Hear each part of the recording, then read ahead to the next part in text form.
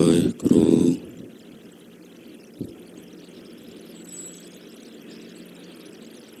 ਇੱਕ ਓੰਕਾਰ ਸਤਿਨਾਮ ਕਰਤਾ ਪੁਰਖ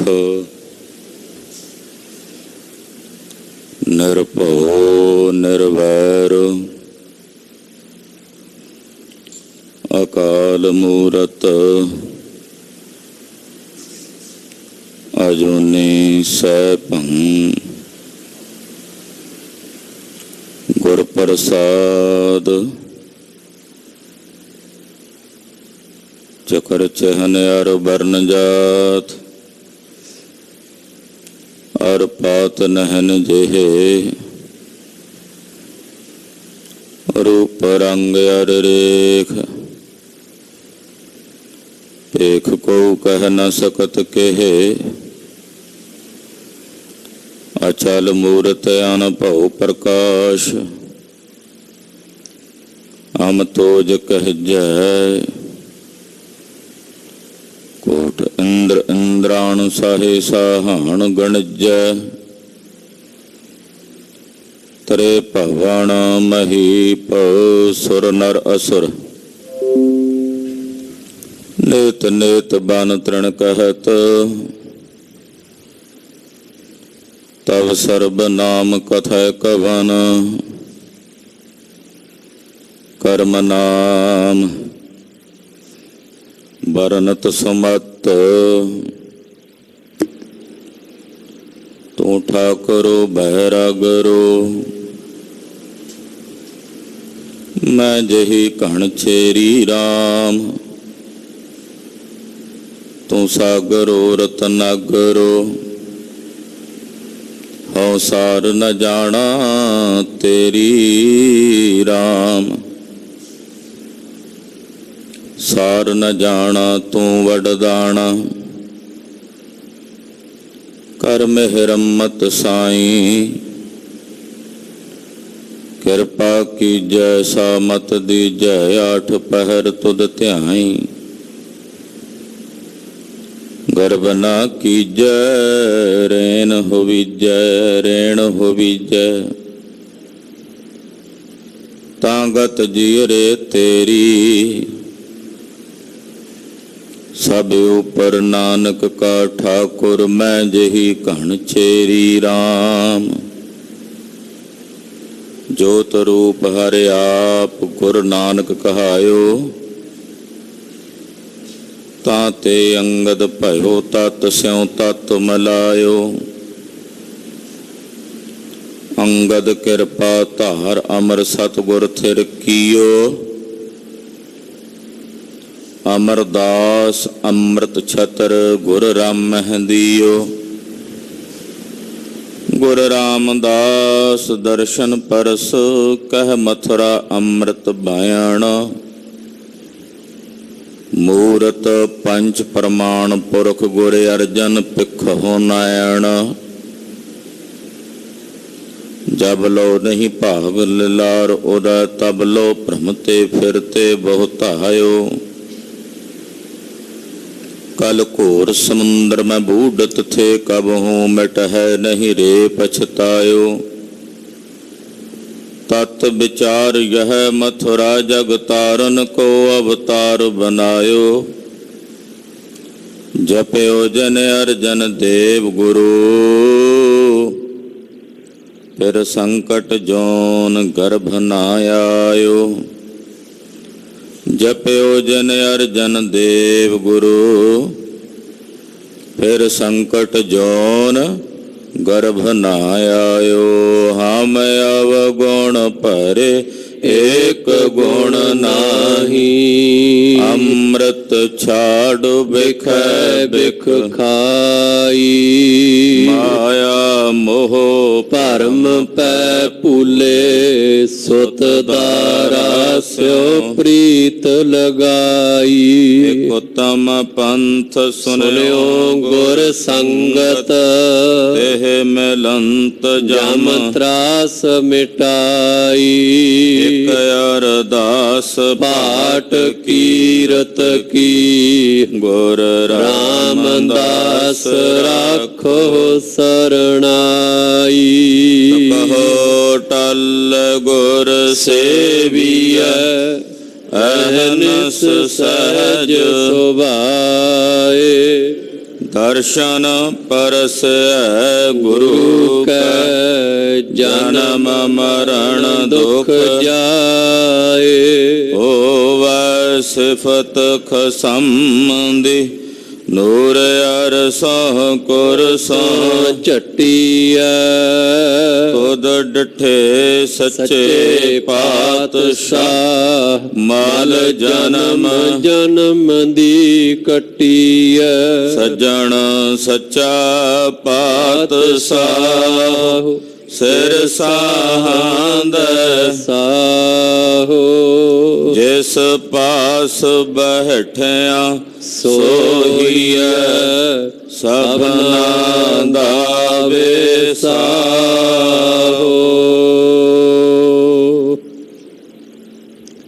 ਸਤਨਾਮ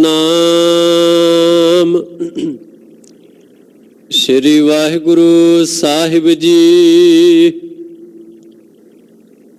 ਰਾਗ ਸੂਹੀ ਮਹੱਲਾ ਪੰਜਵਾ, ਘਰ ਤੀਜਾ।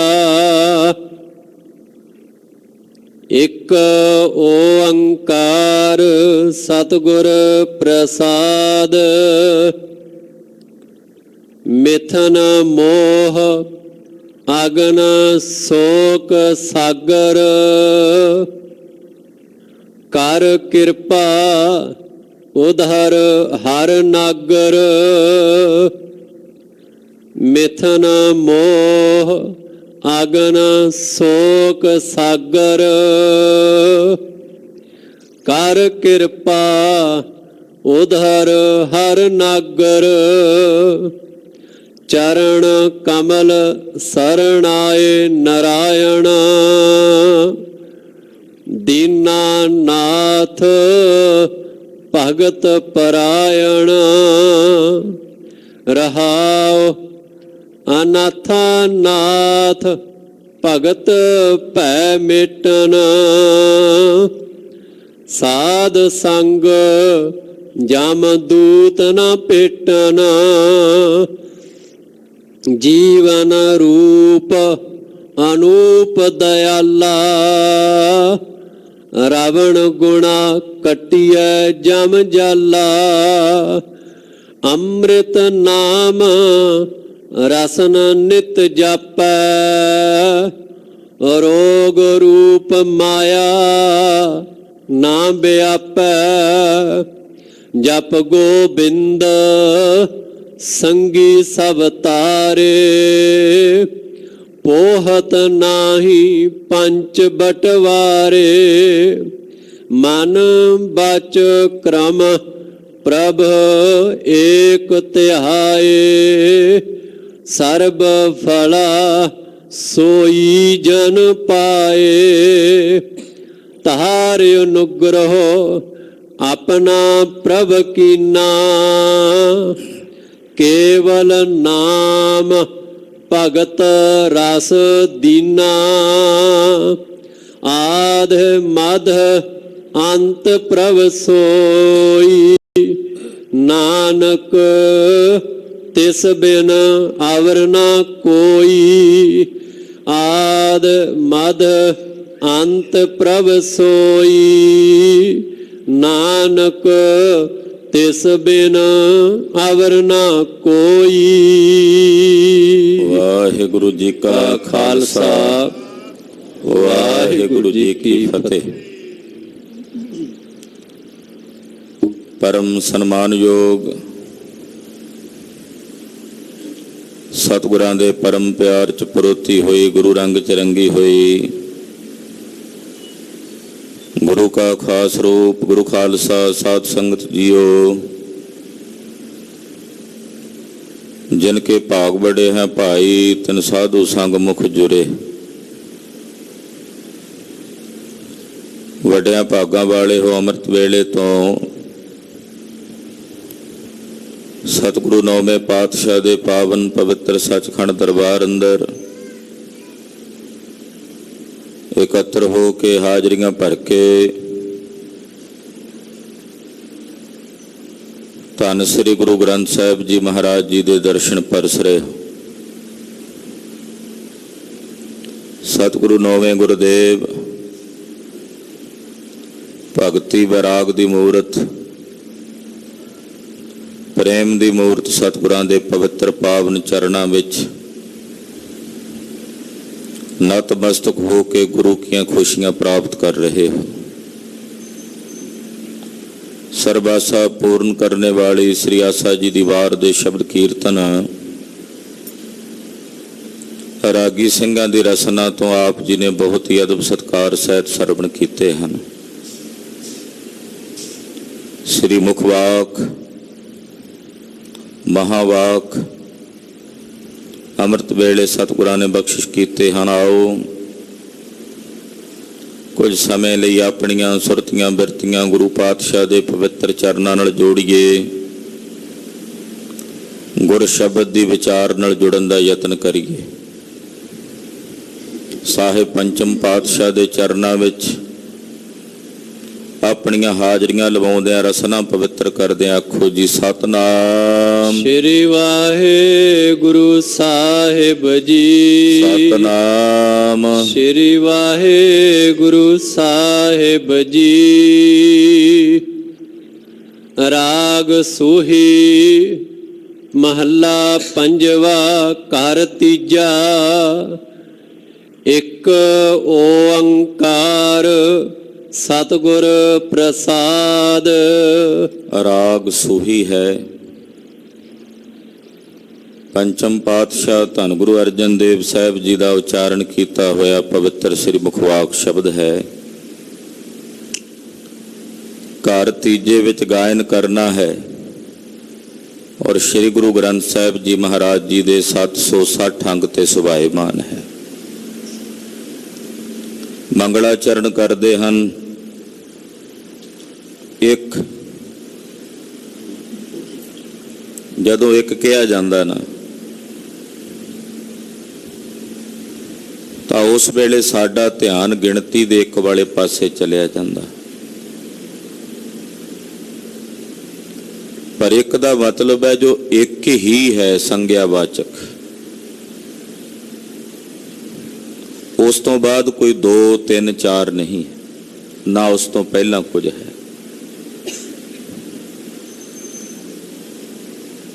एक दा सिद्धांत है जो उन्होंने अद्वैत दा सिद्धांत कहते हैं।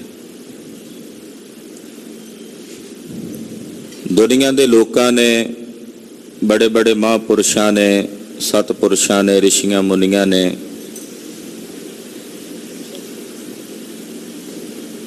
बड़े बड़े खोजियां ने लोगों को वक्खो वखरे सिद्धांत प्रदान किए।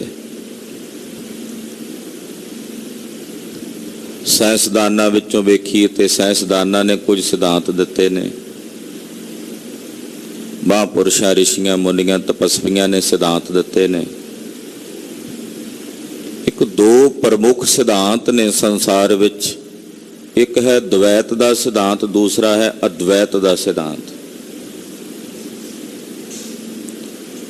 जो द्वैत का सिद्धांत है वो 2 की गल करता है कि एक मैं हाँ एक वो है।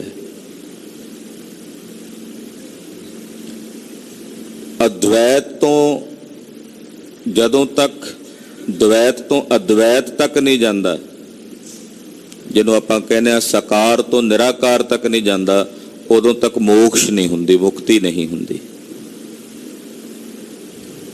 गुरु बाबा जी ने जिहड़ा सानू सिद्धांत दिता है अद्वैत का सिद्धांत है। एक वही एक है जो अनेक रूप होके पसरिया हुआ है। अनेक रूप होके तो ऐसा नहीं कि जदों एक दा अनेक रूप हुंदा है तो अनेका रूप विच वरत जांदा, ਅਨੇਕ ਹੋਣ ਦੇ ਬਾਵਜੂਦ ਵੀ ਇੱਕ ਹੈ। ਅਨੇਕ ਹੈ ਫਿਰ ਏਕ ਹੈ। ਅਨਕ ਭਾਂਤ ਹੋਏ ਪਸਰਿਆ, ਨਾਨਕ ਏਕ ਓੰਕਾਰ। ਅਨੇਕ ਰੂਪ ਹੋ ਕੇ ਉਹ ਪਸਰਿਆ ਹੋਇਆ, ਪਰ ਫਿਰ ਵੀ ਇੱਕ ਹੈ, ਇੱਕ ਅਦੁੱਤੀ, ਜਿਸ ਵਰਗਾ ਕੋਈ ਦੂਜਾ ਨਹੀਂ ਹੈ। ਓੰਕਾਰ, ਓੰਕਾਰ, ਇਤਨਾ ਗਹਿਰਾ ਸ਼ਬਦ ਹੈ ਇਹ। ਸਾਧਕ ਦੀ ਸੁਰਤ, ਜਾਂ ਇਸ ਤਰ੍ਹਾਂ ਕਹਿ ਸਕਦੇ ਹਾਂ ਸਾਡੇ ਨਾਭੀ ਵਿੱਚੋਂ ਉੱਠਣ ਵਾਲੀ ਪਵਨ ਇੱਕ ਵਾਰ ਉੱਪਰ ਨੂੰ ਉੱਠ ਕੇ ਦਸਮ ਦੁਆਰ ਤੱਕ ਚਲੀ ਜਾਂਦੀ। ਓੰਕਾਰ,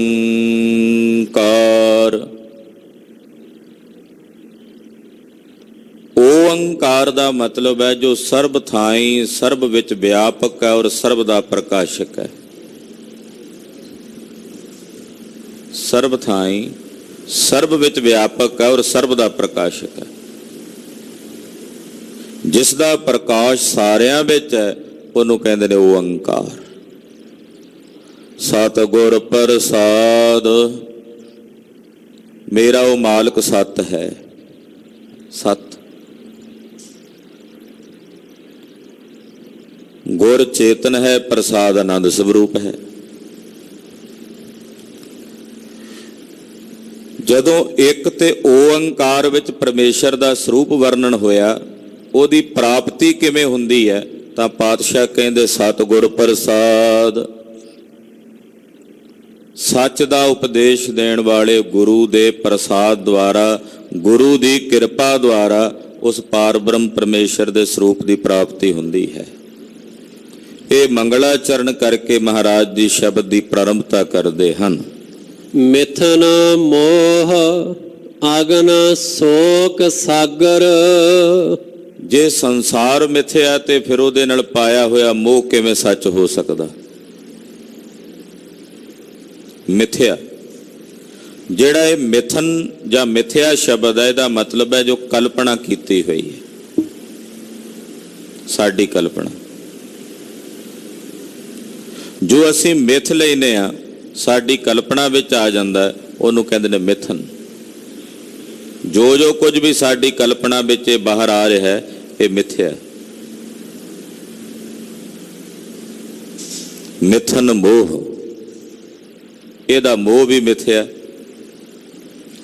ਜਿਹੜੀ ਸੰਸਾਰ ਦੀ ਵਸਤ ਮਿਥਿਆ ਹੈ, ਉਹਦੇ ਨਾਲ ਕੀਤੀ ਹੋਈ ਮਮਤਾ ਕਿਵੇਂ ਸੱਚ ਹੋਵੇਗੀ? ਉਹ ਵੀ ਤਾਂ ਮਿਥਿਆ ਹੀ ਹੋਵੇਗੀ ਨਾ। ਇਸ ਕਰਕੇ ਗੁਰਦੇਵ ਕਹਿੰਦੇ ਇਹ ਸਾਰੇ ਜਗਤ ਦੇ ਨਾਲ ਕੀਤਾ ਹੋਇਆ ਮੋਹ ਮਿਥਨ ਮੋਹ ਹੈ, ਝੂਠਾ ਮੋਹ। ਔਰ ਇਹ ਸੰਸਾਰ ਅੱਗ ਦਾ ਸਾਗਰ ਹੈ, ਅਗਨ ਸ਼ੋਕ ਸਾਗਰ। ਅੱਗ ਵੀ ਸੁਕਾਉਂਦੀ ਹੈ ਨਾ। ਅੱਗ ਤੇ ਕੋਈ ਵਸਤੂ ਰੱਖ ਦਿਓ ਸੁੱਕ ਜਾਏਗੀ, ਪਾਣੀ ਰੱਖ ਦਿਓ ਸੁੱਕ ਜਾਏਗਾ, ਦੁੱਧ ਰੱਖ ਦਿਓ ਉਹ ਸੁੱਕ ਜਾਏਗਾ। ਅਗਨੀ ਵੀ ਸੁਕਾਉਂਦੀ ਹੈ, ਜਿਹੜੇ ਸੰਸਾਰ ਦੇ ਸ਼ੋਕ ਨੇ, ਦੁੱਖ ਨੇ, ਉਹ ਵੀ ਸੁਕਾਉਂਦੇ ਹੈ। ਕੋਈ ਵੀ ਪ੍ਰਾਣੀ ਸਰੀਰ ਕਰਕੇ ਮਾਨਸਿਕ ਤੌਰ ਤੇ ਸ਼ੋਕ ਸਹਿਤ ਹੁੰਦਾ ਤਾਂ ਉਹਦਾ ਸਰੀਰ ਵੀ ਸੁੱਕਦਾ। ਆਪਾਂ ਕਹਿੰਦੇ ਆ ਭਾਈ ਕਿਹੜਾ ਫਿਕਰ ਲਾ ਲਿਆ, ਤੂੰ ਤਾਂ ਉੱਕਾ ਹੀ ਰਹਿ ਗਿਆ। ਯਾਨੀ ਕਿ ਉਹ ਵੀ ਸਾੜਦਾ ਹੈ, ਸੁਕਾਉਂਦਾ ਹੈ। ਇਸ ਕਰਕੇ ਸ਼ੋਕ ਸ਼ਬਦ ਵਰਤਿਆ ਜਾਂਦਾ ਦੁੱਖ ਲਈ। ਦੁੱਖ ਵੀ ਸੁਕਾਉਂਦਾ। ਸ਼ੋਕ ਸਾਗਰ, ਇਹ ਜਿਹੜਾ ਸੰਸਾਰ ਹੈ ਇਹ ਦੁੱਖਾਂ ਦਾ ਸਮੁੰਦਰ ਹੈ। ਇਹਦੇ ਚ ਦੁੱਖਾਂ ਦੀ ਅੱਗ ਬਲ ਰਹੀ ਹੈ। ਹਾਂਜੀ, ਕਰ ਕਿਰਪਾ ਉਧਰ ਹਰ ਨਾਗਰ। ਇਹੋ ਜਿਹੇ ਸ਼ੋਕ ਸਾਗਰ ਵਿੱਚ ਆਪਾਂ ਸਾਰੇ ਸੁੱਕ ਰਹੇ ਹਾਂ। ਕੀ ਕਰੀਏ ਫਿਰ? ਮਹਾਰਾਜ ਜੀ ਕਹਿੰਦੇ ਅਰਦਾਸ ਕਰੋ, ਹੇ ਪ੍ਰਭੂ ਕਿਰਪਾ ਕਰੋ, ਕਰ ਕਿਰਪਾ।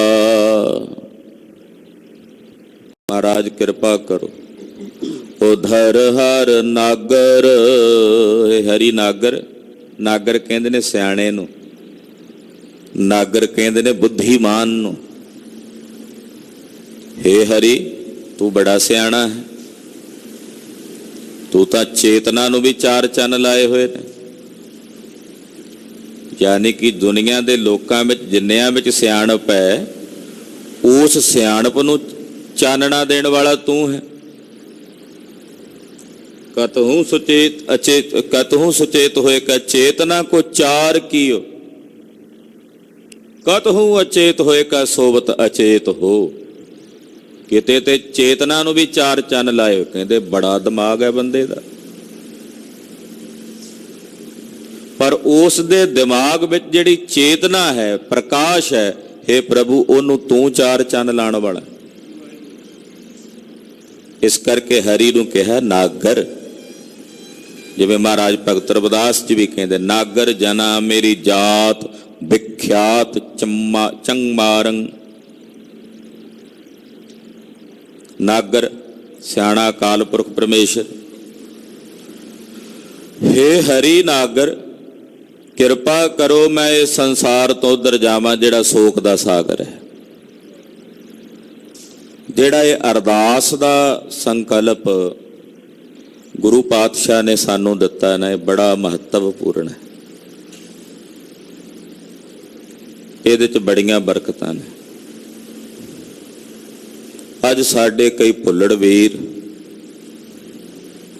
ਅਰਦਾਸ ਦੇ ਉੱਤੇ ਵੀ ਕਿੰਤੂ ਪਰੰਤੂ ਕਰਦੇ ਆ। ਆਖੇ ਜੀ ਅਰਦਾਸ ਕੀਤਿਆਂ ਕੀ ਹੋਣਾ, ਇਹ ਸਭ ਪੁਜਾਰੀਆਂ ਦਾ ਢੋਂਗ ਹੈ। ਇਹ ਗੱਲਾਂ ਕੀਤੀਆਂ ਜਾਂਦੀਆਂ ਨੇ ਅੱਜ ਦੇ ਸਾਡੇ ਇਸ ਸੱਭਿਅਕ ਸਮਾਜ ਵਿੱਚ। ਅਰਦਾਸ ਤੋਂ ਜਦੋਂ ਲੋਕਾਂ ਦਾ ਭਰੋਸਾ ਉੱਠਣ ਲੱਗਾ, ਇੱਕ ਐਸਾ ਮਤ ਹੈ, ਮੈਂ ਉਹਦਾ ਨਾਂ ਨਹੀਂ ਲੈਂਦਾ, ਉਹਨਾਂ ਨੇ ਤਾਂ ਬਹੁਤ ਵੱਡਾ ਫਾਇਦਾ ਉਠਾਇਆ ਪੰਜਾਬ 'ਚ ਖਾਸ ਕਰਕੇ। ਪਹਿਲਾਂ ਕਿਤੇ ਉਹਨਾਂ ਦਾ ਕੋਈ ਥਾਂ ਵਿਰਲਾ ਨਜ਼ਰ ਆਉਂਦਾ ਸੀ, ਅੱਜ ਪੰਜਾਬ ਦੇ ਹਰ ਕੋਨੇ ਵਿੱਚ ਹੈ।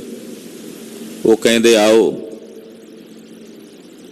ਅਸੀਂ ਤੁਹਾਡੇ ਲਈ ਅਰਦਾਸ ਕਰਾਂਗੇ, ਤੁਹਾਡਾ ਦੁੱਖ ਦੂਰ ਹੋਵੇਗਾ। ਬੜੇ ਬੜੇ ਉੱਥੇ ਮੇਲੇ ਲੱਗਦੇ ਆ, ਲੋਕ ਨੱਚਦੇ ਆ, ਟੱਪਦੇ ਆ, ਉਸ ਨਾਂ ਤੇ ਕਿ ਤੁਹਾਡਾ ਦੁੱਖ ਦੂਰ ਹੋਵੇਗਾ, ਅਸੀਂ ਅਰਦਾਸ ਕਰਾਂਗੇ। ਹਜ਼ਾਰਾਂ ਲੋਕ ਉਸ ਮੱਤ ਵਾਲੇ ਪਾਸੇ ਜਾ ਰਹੇ ਨੇ। ਇਹ ਬੜਾ ਚਿੰਤਾ ਦਾ ਵਿਸ਼ਾ ਹੈ।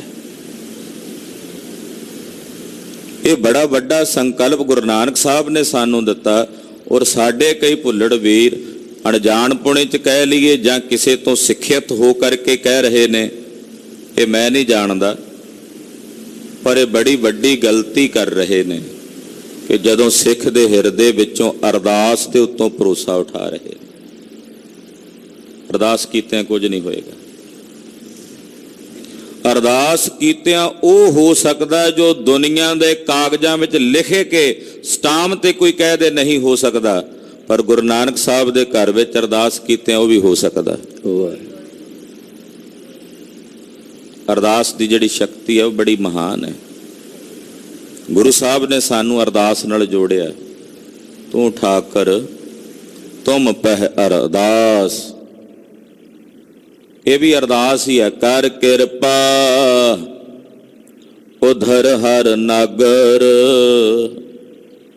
ਹੇ ਪ੍ਰਭੂ ਸਾਡੇ ਤੇ ਕਿਰਪਾ ਕਰੋ, ਅਸੀਂ ਇਹ ਸੰਸਾਰ ਸਮੁੰਦਰ ਤੋਂ ਉਧਰ ਜਾਈਏ, ਇਸ ਭਵ ਸਾਗਰ ਤੋਂ ਤਰ ਜਾਈਏ। ਚਰਨ ਕਮਲ ਸਰਣਾਏ ਨਾਰਾਇਣ, ਹੇ ਨਾਰਾਇਣ। ਆਹਾ ਨਾਰਾਇਣ, ਨਾਰਾਇਣ ਨੰਨੇ ਨੂੰ ਕੰਨਾ ਲੱਗਾ ਹੋਵੇ ਤਾਂ ਨਾਰਾਇਣ, ਇੱਥੇ ਨੰਨਾ ਮੁਕਤਾ ਇਸ ਕਰਕੇ ਨਾਰਾਇਣ। ਹੇ ਨਰਾਂ ਵਿੱਚ ਆਏ ਹੋਏ ਰੱਬ ਜੀ, ਸਾਰੇ ਨਰਾਂ ਵਿੱਚ ਆਏ ਹੋਏ ਹੋ। ਐਸਾ ਨਹੀਂ ਕੱਲਾ ਤੁਸੀਂ ਧਰਮੀਆਂ ਵਿੱਚ ਹੋ, ਤੁਸੀਂ ਅਧਰਮੀਆਂ ਵਿੱਚ ਵੀ ਹੋ। ਐਸਾ ਨਹੀਂ ਕੱਲੇ ਪੁੰਨੀਆਂ ਵਿੱਚ ਹੋ, ਤੁਸੀਂ ਪਾਪੀਆਂ ਵਿੱਚ ਵੀ ਵਸਦੇ ਹੋ। ਫਰਕ ਇਹਨਾਂ ਕਿ ਧਰਮੀਆਂ ਦੇ ਵਿੱਚ, ਪੁੰਨੀਆਂ ਦੇ ਵਿੱਚ ਤੁਸੀਂ ਖਿੜ ਕੇ ਰਹਿੰਦੇ ਹੋ, ਤੇ ਪਾਪੀਆਂ ਤੇ ਧਰਮੀਆਂ ਦੇ ਵਿੱਚ ਉਦਾਸ। ਉਦਾਸ ਦਾ ਮਤਲਬ ਰੱਬ ਉਦਾਸ ਨਹੀਂ ਰਹਿੰਦਾ, ਉਹਨਾਂ ਦੀ ਮਨੋਵਿਰਤੀ ਉਹੋ ਜਿਹੀ ਰਹੇਗੀ ਜਿਹੜੇ ਧਰਮੀ ਤੇ ਪਾਪੀ ਨੇ। ਧਰਮੀਆਂ ਅੰਦਰ ਖੇੜੇ ਵਿੱਚ ਨਾਨਕ ਭਗਤਾ ਸਦਾ ਵਿਗਾਸ ਹੈ। ਸ਼੍ਰੀ ਪ੍ਰਤ ਪ੍ਰਥਮ ਨਮਾਮ ਮਮ ਯੋਗੀ ਹਿਰਦੈ ਨਿਵਾਸ, ਭੋਗੀ ਹਿਰਦੈ ਉਦਾਸ ਜੋ ਵੈ ਮਮ ਸੁਮਤੀ ਪ੍ਰਕਾਸ਼। ਸ਼੍ਰੀ ਪਤ ਪ੍ਰਥਮ ਮਾਇਆਪਤੀ ਪ੍ਰਭੂ ਨੂੰ ਸਭ ਤੋਂ ਪਹਿਲਾਂ ਮੇਰੀ ਨਮਸਕਾਰ ਹੈ। ਪ੍ਰਥਮ ਨਮਾਮ ਮਮ ਯੋਗੀ ਹਿਰਦੈ ਨਿਵਾਸ, ਜਿਹੜਾ ਯੋਗੀਆਂ ਦੇ ਹਿਰਦੇ 'ਚ ਸਾਖਸ਼ਾਤਕਾਰ ਹੈ। ਭੋਗੀ ਹਿਰਦੈ ਉਦਾਸ ਜੋ, ਰਹਿੰਦਾ ਭੋਗੀਆਂ ਦੇ ਹਿਰਦੇ ਵਿੱਚ ਹੀ ਹੈ, ਉੱਥੇ ਵੀ ਰਹਿੰਦਾ, ਪਰ ਉੱਥੇ ਉਦਾਸ ਦਾ ਮਤਲਬ ਸਾਖਸ਼ਾਤਕਾਰ ਨਹੀਂ। ਵੈ ਮਮ ਸੁਮਤੀ ਪ੍ਰਕਾਸ਼, ਉਹ ਮੇਰੀ ਮੱਤ ਨੂੰ ਪ੍ਰਕਾਸ਼ ਦੇਣ ਵਾਲਾ। ਨਾਰਾਇਣ ਦਾ ਮਤਲਬ ਜੋ ਸਾਰੇ ਨਰਾਂ ਵਿੱਚ ਆਇਆ ਹੋਇਆ। ਮੈਂ ਐਸੇ ਪ੍ਰਭੂ ਦੇ ਚਰਨਾਂ ਕਮਲਾਂ ਦੀ ਸ਼ਰਨ ਵਿੱਚ ਹਾਂ। ਚਰਨ ਕਮਲ ਸਰਣਾਏ ਨਾਰਾਇਣ, ਚਰਨ ਕਮਲਾਂ ਵਿੱਚ, ਵਾਹਿਗੁਰੂ ਦੇ ਚਰਨ ਕਮਲਾਂ ਵਿੱਚ ਮੈਂ ਉਹਦੇ ਸ਼ਰਨ ਵਿੱਚ ਹਾਂ, ਉਹਦੀ ਪਨਾਹ ਵਿੱਚ ਹਾਂ। ਦੀਨਾਨਾਥ ਭਗਤ ਪਰਾਇਣ, ਮਹਾਰਾਜ ਤੁਸੀਂ ਦੀਨਾਂ ਦੇ ਨਾਥ ਹੋ, ਦੀਨਾਂ ਦੇ ਨਾਥ ਹੋ, ਭਗਤ ਪਰਾਇਣ, ਔਰ ਆਪਣੇ ਭਗਤਾਂ ਦੇ ਪਰਾਇਣ ਅਧੀਨ ਹੋ। ਦੀਨਾਂ ਦੇ ਨਾਥ ਹੋ ਤੇ ਭਗਤਾਂ ਦੇ ਅਧੀਨ ਹੋ। ਭਗਤ ਕਿਵੇਂ ਅਧੀਨ ਕਰਦੇ ਆ? ਪ੍ਰੇਮ ਕਰਕੇ। ਜਿਹੜੇ ਪ੍ਰੇਮ ਕਰਦੇ ਨੇ ਉਹਨਾਂ ਦੇ ਅਧੀਨ ਹੋ ਤੁਸੀਂ। ਸਾਰਾ ਸੰਸਾਰ ਤੁਹਾਡੇ ਵੱਸ ਹੈ, ਤੁਸੀਂ ਆਪਣੇ ਭਗਤਾਂ ਦੇ ਵੱਸ ਹੋ। ਸਭ ਕੋ ਤੇਰਾ ਵਸ, ਅਗਮ ਅਗੋਚਰਾ ਤੂੰ ਭਗਤਾਂ ਕੈ ਵਸ। ਮਹਾਰਾਜ ਤੁਸੀਂ ਆਪਣੇ ਭਗਤਾਂ ਦੇ ਵੱਸ ਹੋ। ਭਗਤ ਪਰਾਇਣ, ਭਗਤਾਂ ਦੇ ਅਧੀਨ ਹੋ। ਹਾਂਜੀ।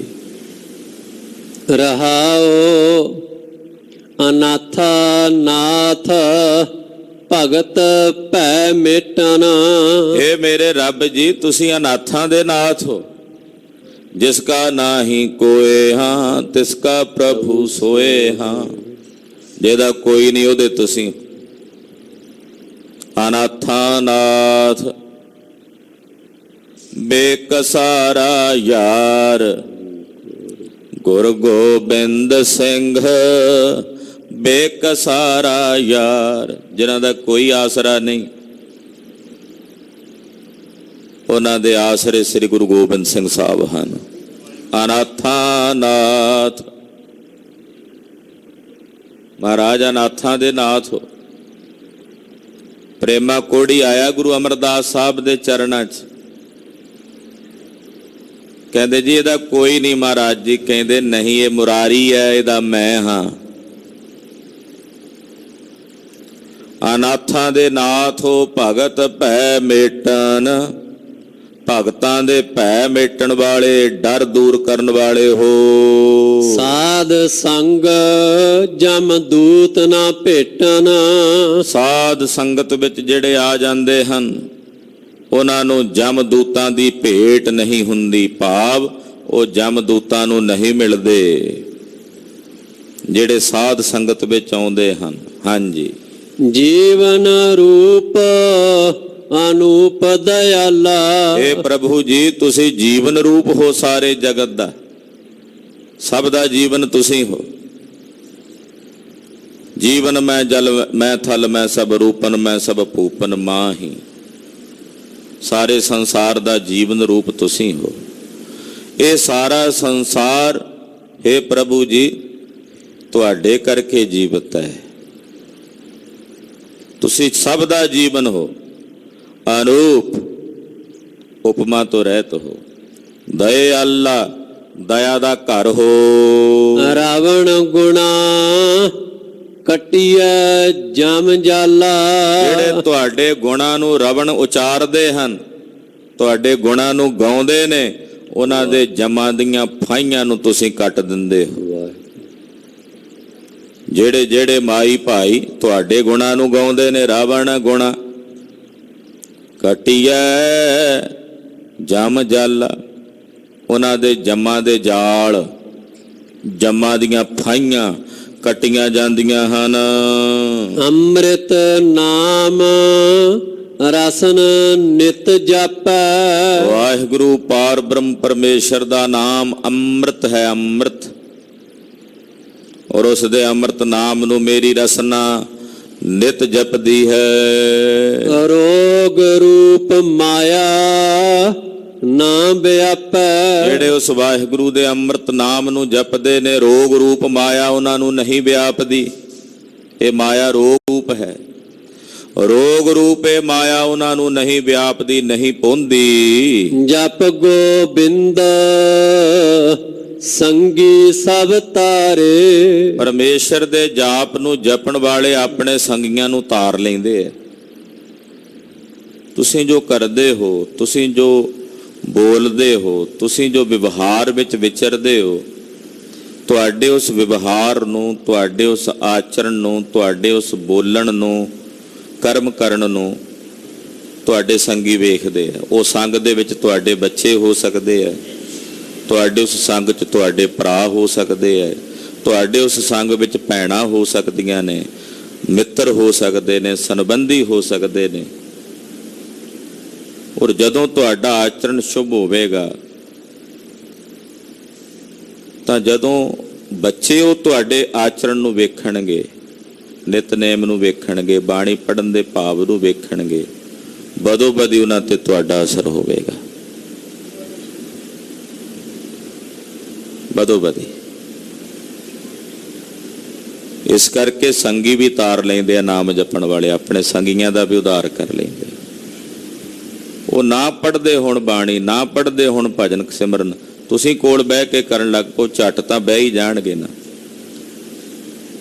ਕੋਈ ਸਮੇਂ ਲਈ ਤੁਹਾਨੂੰ ਵੇਖ ਕੇ ਤਾਂ ਉਹ ਨਿਤਨੇਮ ਕਰਨਗੇ ਹੀ ਨਾ, ਵੀ ਚਲੋ ਮੇਰਾ ਰਿਸ਼ਤੇਦਾਰ ਬੈਠਾ ਹੈ, ਬਾਣੀ ਪੜ੍ਹਦਾ, ਮਿੱਤਰ ਯਾਰ ਦੋਸਤ ਬੈਠਾ ਤੇ ਮੈਂ ਵੀ ਪੜ੍ਹ ਲਵਾਂ ਦੋ ਅੱਖਰ। ਏਦਾਂ ਸੰਗੀ ਵੀ ਤਰ ਜਾਂਦੇ।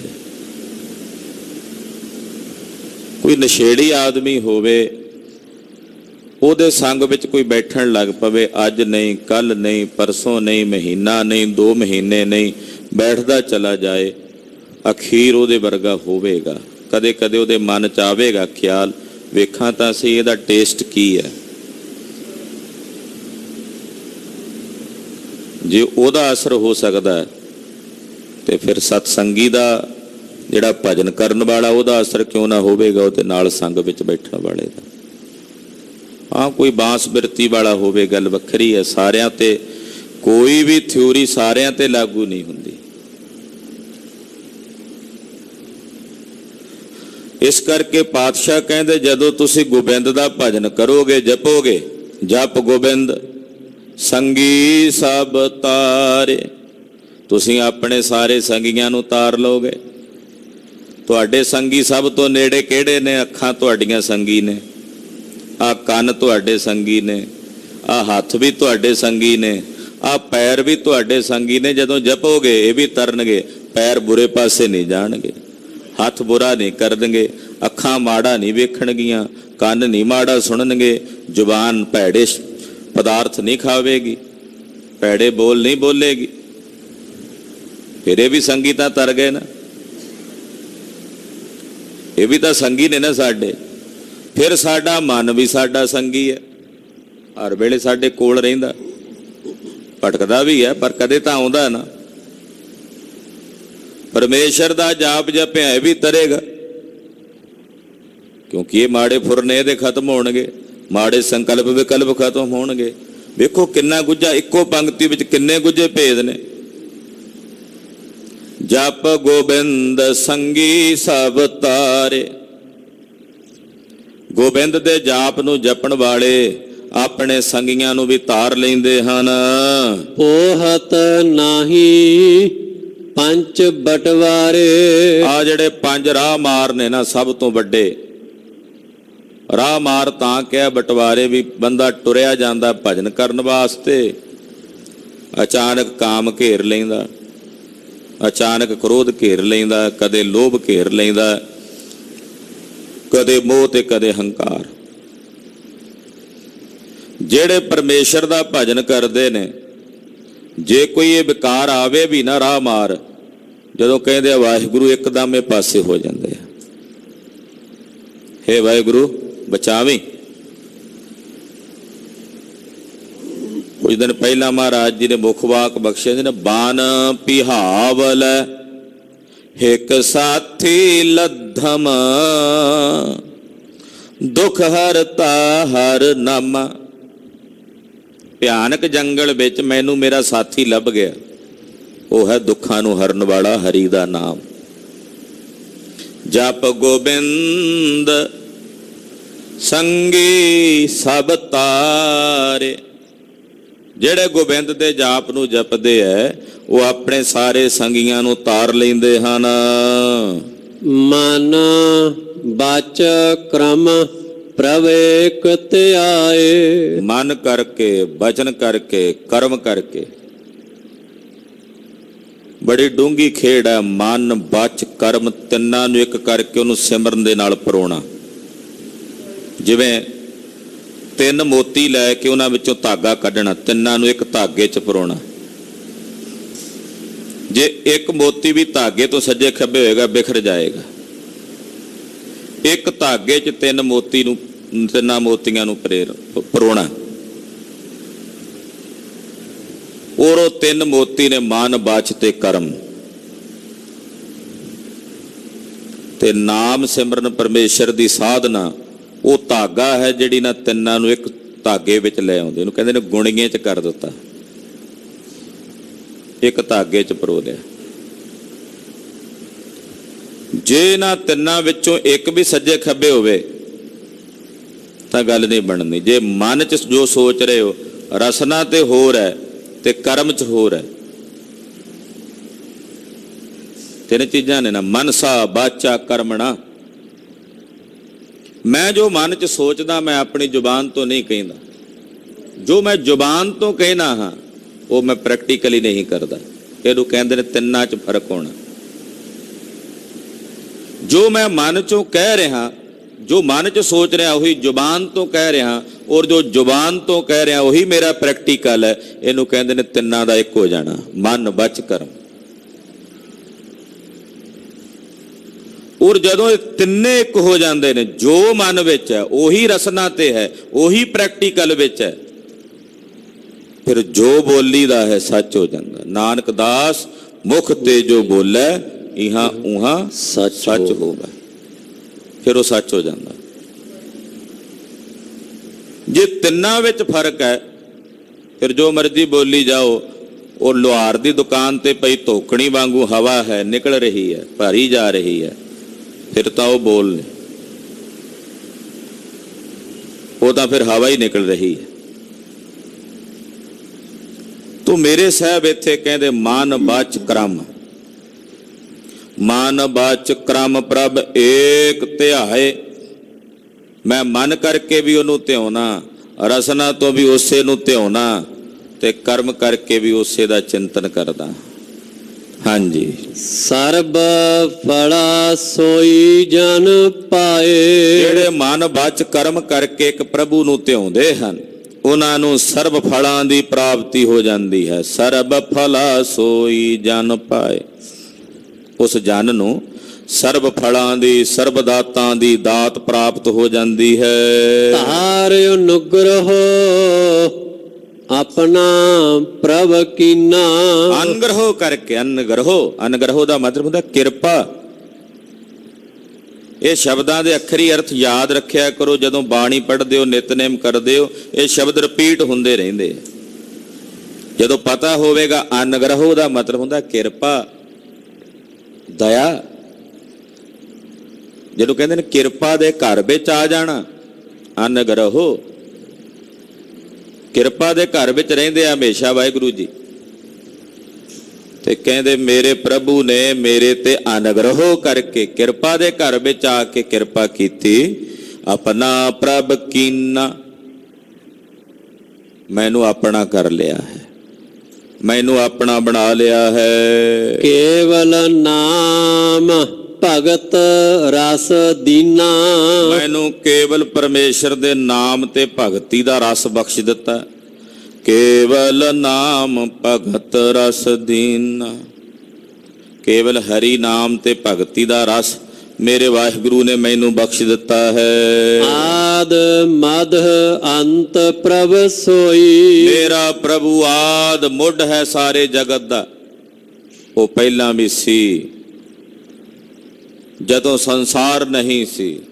ਸੰਸਾਰ ਦੀ ਰਚਨਾ ਕਾਲ ਸਮੇਂ ਹੁਣ ਵੀ ਮੱਧ ਵਿੱਚ ਹੈ, ਤੇ ਜਦੋਂ ਇਹ ਸਭ ਕੁਝ ਸਿਮਟ ਜਾਵੇਗਾ ਅੰਤ ਨੂੰ ਵੀ ਉਹ ਰਹੇਗਾ। ਉਹਨੂੰ ਕਹਿੰਦੇ ਨੇ ਆਦ ਮੱਧ ਅੰਤ ਪ੍ਰਭ ਸੋਈ।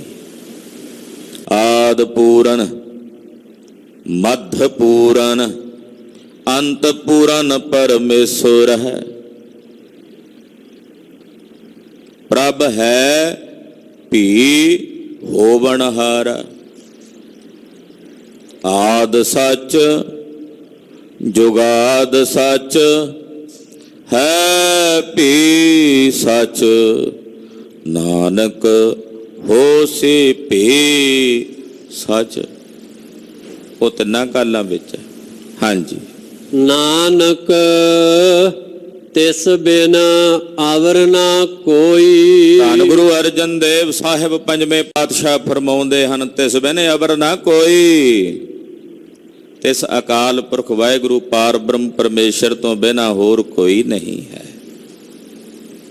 ਉਹੀ ਹੈ ਜਿਸ ਬਿਨਾਂ ਕੋਈ ਨਹੀਂ। ਤੁਧ ਬਿਨ ਦੂਜਾ ਨਾਹੀ ਕੋਏ। हे ਪ੍ਰਭੂ ਤੇਰੇ ਬਿਨਾਂ ਦੂਜਾ ਹੈ ਹੀ ਨਹੀਂ ਕੋਈ। ਉਹਨੂੰ ਕਹਿੰਦੇ ਤਿਸ ਬਿਨ ਅਵਰ ਨਾ ਕੋਈ, ਤਿਸ ਤੋਂ ਬਿਨਾਂ ਹੋਰ ਕੋਈ ਨਹੀਂ।